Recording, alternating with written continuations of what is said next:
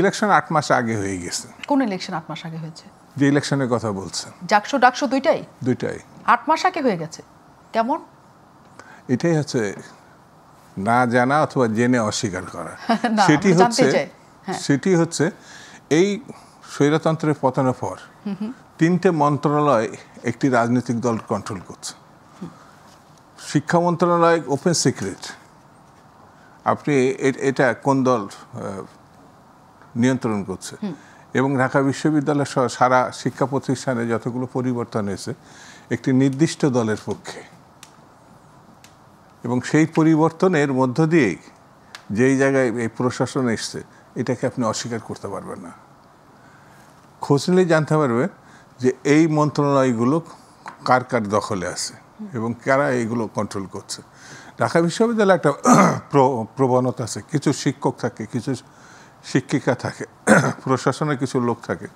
যখন যে প্রশাসন থাকে, যাদের কর্তৃত্ব থাকে, যেমন এর আগে 15 বছর ধরে আওয়ামী লীগের প্রশাসন ছিল, এবং এই 15-16 বছর ধরে যত রকম সুবিধা নেওয়ার তার কাছ থেকে নিয়েছে। তারা তখন আওয়ামী লীগের এক ধরনের নানা গুপ্ত নাম ছিল, সাদা প্যানেল, লাল নীল প্যানেল, ওই যে প্যানেলে থাকে। ঢাকা বিশ্ববিদ্যালয়ের একসময় আমরা কাজ করছি তো, ছাত্র রাজনীতি হয়তো আগে এই ধরনের একটা প্রবণতাটুকু ঢাকা বিশ্ববিদ্যালয়ে বলা হবে। বিভিন্ন স্তরে এই সুবিধাবাদী একটি অংশ থাকে, তারা বর্ণচূড়াও বলতে পারে, আবার সময়ে সুবিধা নিতে গিয়ে তাদের গায়ের রঙও পরিবর্তন করে। এরকম তখনও ছিল, এখনও আছে।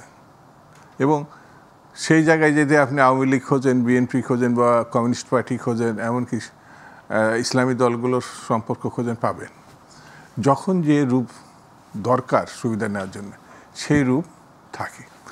তো আমি 8 মাসের কথা বলছি, পরিবর্তন হয়েছে 1 বছর উপরে, কিন্তু কার্যকারিতায় আসছে আরও 2-3 মাস পরে। তখনই কোন আপনি দেখেন সবথেকে বড় ঘটনা ছিল জাতীয় নির্বাচন। সেই জাতীয় নির্বাচনই হবে এটা জানতো সবাই। প্রথমে আসলো স্থানীয় নির্বাচন, বিশ্ববিদ্যালয় নির্বাচন তো নাই। তার হঠাৎ করে দেখবেন ইউনিভার্সিটি নির্বাচনের, কারণ জাতীয় নির্বাচন হলে যারা ভয় পাচ্ছে, যারা বাধা দিচ্ছে, তারা মনে করছে এইগুলো করে এর ছাপটা অন্য জায়গায় নিয়ে যাওয়া যায় কিনা।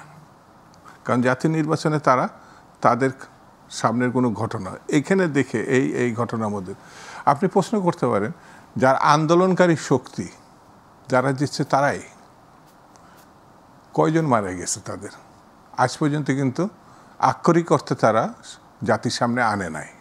কিন্তু ছাত্রদল থেকে প্রায় 750-এর উপরে নাম, বাপের নাম, গ্রাম, ডিপার্টমেন্ট সব কিছু তারা প্রকাশ করছে। আন্দোলনেই যেতে মানে জয়লাভের মুখ্য বিষয়, তাহলে ছাত্রদল তো যেতে একটাও নেই।